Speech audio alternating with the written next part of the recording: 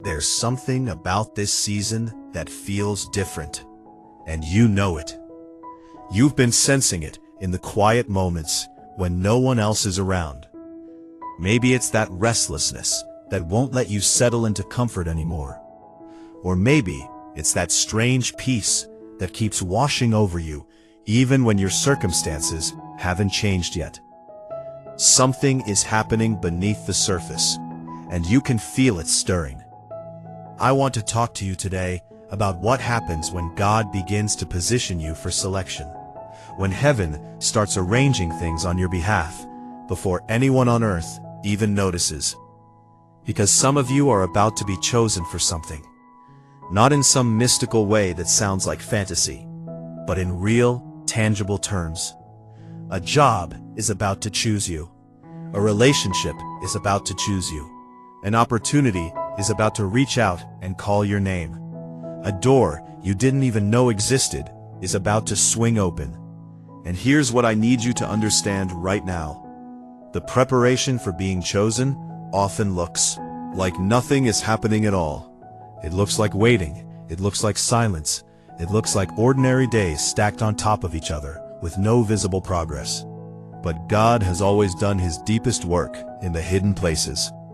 Think about David for a moment. Not the King David, not the giant slayer David, but the shepherd boy David, who was out in the fields tending sheep while his brothers were being paraded before the prophet. When Samuel came to Jesse's house, looking for the next king of Israel, David wasn't even invited to the gathering. His own family overlooked him. They didn't think to call him in from the pasture, and yet he was the one God had already chosen. He was already anointed in heaven before anyone on earth considered him qualified. So if you're feeling overlooked right now, if you feel like people pass by you without really seeing what you carry, let that story settle into your spirit. Being overlooked by people does not mean being forgotten by God. Sometimes he hides you precisely because he's preparing you. He keeps you out of sight because your moment hasn't arrived yet. And when it arrives, everything will move quickly. But right now, in this in-between space, your assignment is to stay faithful where you are planted. I've learned something over the years that took me a long time to understand. When God is about to elevate you, he often asks you to be quiet first. Not silent out of shame, not quiet because you don't believe, but still because wisdom knows that some things are too sacred to speak into just any atmosphere. There's a reason Mary treasured things in her heart after the angel visited her. She didn't run through the streets announcing what she had been told. She held it close. She pondered it. She protected the word she had been given until the right time came for it to be revealed. And I wonder if some of you have been doing the same thing without realizing that you're actually walking in wisdom. You've been carrying a vision, a dream, a quiet knowing about what's, and you haven't told many people. Maybe you've questioned yourself for that. Maybe you've wondered why you feel the need to keep it private. But let me encourage you. That discretion is not doubt. That silence is not fear. That holding back is not hesitation. It is discernment. It is spiritual maturity, recognizing that not every season is meant for public consumption. I remember a time when I was excited about something God was doing in my life, and I shared it too quickly with someone I trusted. They didn't mean any harm. They loved me. But their response planted a seed of uncertainty that took weeks to uproot. They asked questions I couldn't answer yet. They raised concerns I hadn't considered. And suddenly, what felt like clear direction started to feel foggy. That's when I learned that some moves require protection before they require announcement. Not because people are enemies, but because even well-meaning voices can become static when you're trying to hear clearly. The multitude of counselors there is safety. And that's true. But it also matters who those counselors are and when you invite them into the conversation. Timing matters. The Bible says there is a time to speak and a time to remain silent. We often focus on the speaking part, but there is profound power in the silence part too.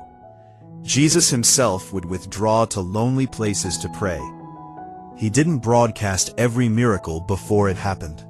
He didn't explain his strategy to the crowds.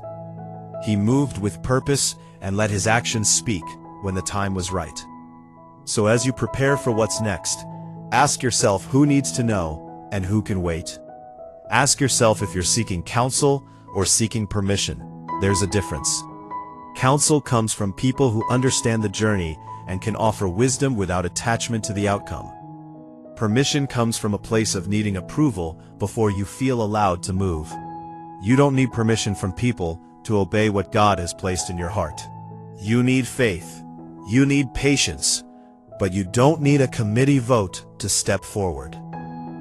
Some of you are about to experience movement in ways you didn't expect. And I'm not talking about one kind of movement, because God moves us in many directions at once. Some of you will move physically, a new city, a new home, a new environment that aligns with who you're becoming instead of who you used to be. Some of you will move relationally, not abandoning people, but repositioning yourself, creating healthy distance from dynamics that drain you, making room for connections that nourish your spirit instead of depleting it. Some of you will move vocationally. Careers will shift, opportunities will emerge, paths you hadn't considered will suddenly feel like the only path that makes sense. Some of you will move internally. Old wounds that you've carried for years will begin to heal. Thought patterns that kept you small will start to loosen their grip. You'll find yourself breathing easier and thinking clearer. Of you will move spiritually. Not changing what you believe, but deepening it. Moving from surface-level faith into something rooted and real. Learning to trust God, not because everything makes sense, but because you've seen Him faithful in seasons that didn't. Movement doesn't always look dramatic from the outside. Sometimes the biggest moves happen in the invisible places of your heart and mind, but they are still movement. And heaven honors every step of obedience, no matter how small it appears to human eyes. Now I want to speak to those of you who have been waiting for a very long time. You've been patient, you've been faithful, and honestly, you've been tired. There have been moments when you wondered if you heard God correctly. Moments when the waiting felt like punishment instead of preparation. I want you to know that I see you. More importantly, God sees you, and your waiting has not been wasted. Every season has purpose, even the ones that feel empty. Every delay has refined something in you, when you didn't realize it was happening. Think about how bread is made. The dough has to rest, it has to rise slowly. If you rush it, the texture is wrong, and the bread doesn't turn out right. But when you give it time, when you let the process work, something ordinary becomes something beautiful. Your waiting has been part of the rising, and now some of you are about to see the fruit of what was happening while you thought nothing was moving. I want to be careful here, because I don't want to give you false promises or timelines that aren't mine to give. God's timing is His own, and He doesn't consult me before He moves. But I do believe in patterns, and I do believe that faithfulness in hidden seasons precedes breakthrough in visible ones. So if you have been faithful in the quiet, if you have kept praying when no one was watching, if you have kept believing when nothing seemed to change, then something is being prepared for you. I don't know what it looks like. I don't know when it will manifest. But I trust the God who rewards those who diligently seek Him. And you have been seeking Him. Maybe imperfectly, maybe with doubts mixed in with your faith, but still seeking, and that matters. Now let me talk about what happens when the selection comes, when you're finally chosen for the thing you've been waiting for. It can feel disorienting at first. You might not feel ready.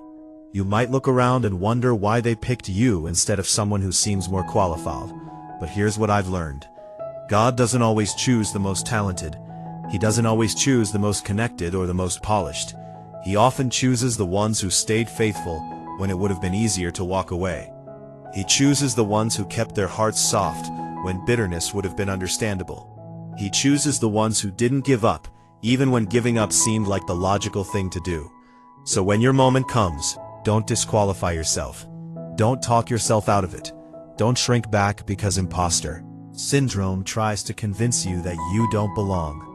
You belong because God placed you there. Your credentials are written in heaven, even if they're not recognized on earth yet. And the same God who opened the door will give you what you need to walk through it. I'm reminded of Moses standing before the burning bush. He argued with God about his qualifications. He listed all the reasons he wasn't the right person for the assignment. His speech wasn't smooth enough. His past was too messy. The task was too big.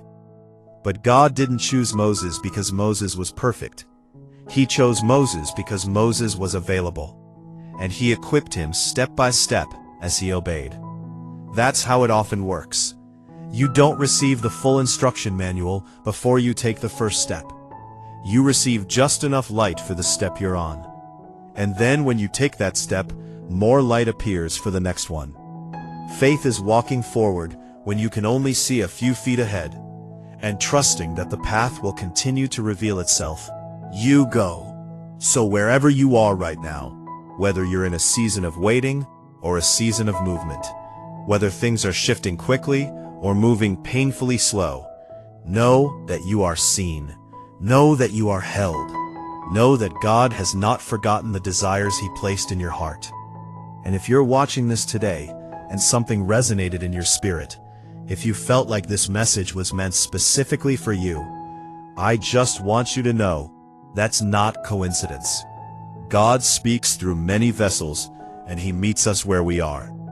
If this channel has been a source of encouragement in your journey, consider subscribing to Angel's Decode channel so you can continue receiving content that speaks to your spirit. And if you feel led, leave a comment below with whatever is on your heart. Sometimes just writing out what you're believing for becomes an act of faith in itself. But don't feel pressured. This isn't about engagement numbers. This is about you connecting with what God is doing in your life. As I close, I want to pray a simple blessing over you. May you move when God says move. May you rest when God says rest.